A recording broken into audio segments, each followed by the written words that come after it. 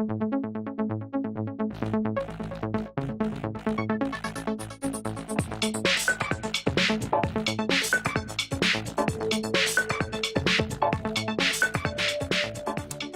for watching the Loss Prevention News Network. I'm Amber Bradley here with special guest Jim Palmer, who is a CSO and Senior Director of the U.S. Coast Guard Community Services Command. It's a mouthful. It is. It is. You have lots of acronyms that you work with. True. So you guys have like a book of acronyms? Yes, and you have to learn all of it within the first 7 days of hire. Oh, really? Or then you get like ousted? Right, you're out.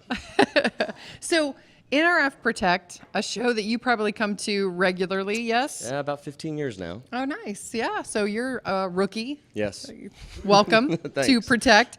So what are you looking for on the solution provider floor or in sessions even? Like, why do you come to a conference like this? Well, besides obviously the networking, looking for solutions. So this week I'm on the hunt for cybersecurity, exception-based reporting, trying to enhance those services within our organization.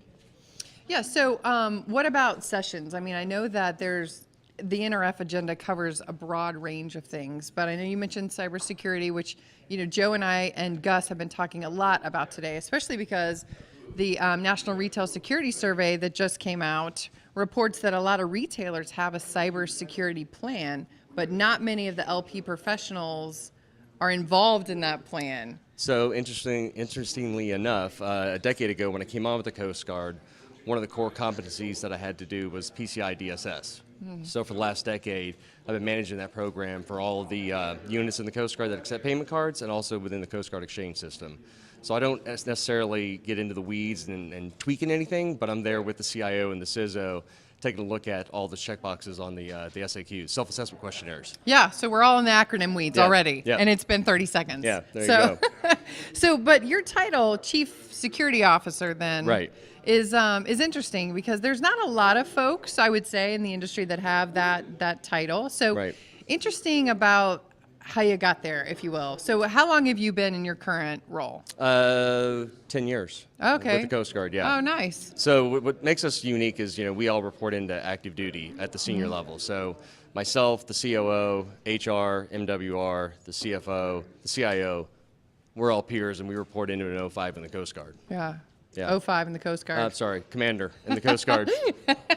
No worries. I'm going to have this down by the end of this quick take. I will tell you that. So, because so a lot of people don't really understand, I would say, kind of what you guys do in your role. Is it government? Is it not government? How does it work? Like with the different branches? Explain that, if you will. I like to call us a hybrid mutant. So we're government, okay. We're federal employees, but for example, I'm a non-appropriated funded employee, so my salary comes out of the profits of the exchange. Then you have appropriated funded employees, which our tax dollars pay for. So we're all kind of intertwined. And then we've got active duty folks in my office, and again, I report to active duty military. So again, that's our appropriated dollars going into that. Yeah. And so it's kind of all mixed, really. Right. But it's got very defined buckets, and yeah. some things can't when it touch comes to others. money. Right. Yeah, right. Makes sense. Right. So you got to make sure that you kind of play by all those rules. And that's really in the CFO's lane to make sure that all that money's being properly accounted for and going the right lanes. So we should clarify, though, just for all the solution providers out there that are like, oh, government, they must have all this money, right? Not necessarily? Correct, because, again, it's non-appropriated funds. So the money that the exchanges make, it's called... like I should say, it's resale funds, right? So we fund all the MWR programs. But those dollars are limited because those dollars go back to the Coast Guard family or it goes back to the Air Force family, Army, Navy, Marine Corps, et cetera. So money's always tight with us. Yeah. So you have to be really creative when you think about all of the challenges that you're trying to tackle in retail environments and also really restaurant environments, grocery, like you're kind of have to be a jack of all trades when it comes to footprints of retail, right? Right, because, like AVs, we've got, well, actually all the services we have them, but, it depends on whether you concession it out or we actually have it on staff, which is, bars and restaurants and lodging and child daycare centers, et cetera. Yeah, wow. So you have to really know something about everything. A little bit. Yeah. Yeah, it's helpful. Yeah, for sure. So, we've never done a quick take, so you're a newbie to this. Coming to NRF for 15 years, but it still doesn't translate, okay? So you're not going to get a free pass of the hot seat, okay? Right. But what's good news for you is we've exchanged the hot seat for the lightning round. Okay. Okay, so You may have heard about the lightning round because it's becoming all the buzz on at It's the NRF rage. here. It is the rage. It may indeed go viral. So we're gonna get started on the lightning round. So Okay. you may have not have noticed this because it's very covert. It's so overt. It's covert. In fact, that if you don't make it through the lightning round, this big bucket of slime comes crashing down on our heads, which I I saw think that happen earlier, I thought. some of our viewers want to see, but we're not going to let it happen. All Okay, right. so as I go through it, you just have to say your preference. Okay. Okay, ready? Facebook or Instagram? Instagram. Friends or 90210? Friends. George or Kramer? Kramer. Nice. Sugar or Splenda? Splenda if I had to go with one. Jason Bourne or James Bond? Bourne. So he would just kill him.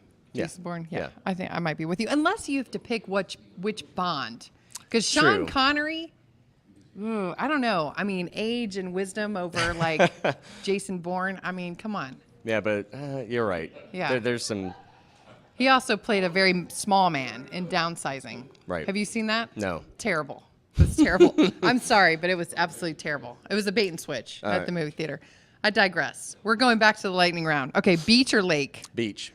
iPhone or Android? iPhone. Orange or apple? Apple. Yanny or Laurel? Laurel.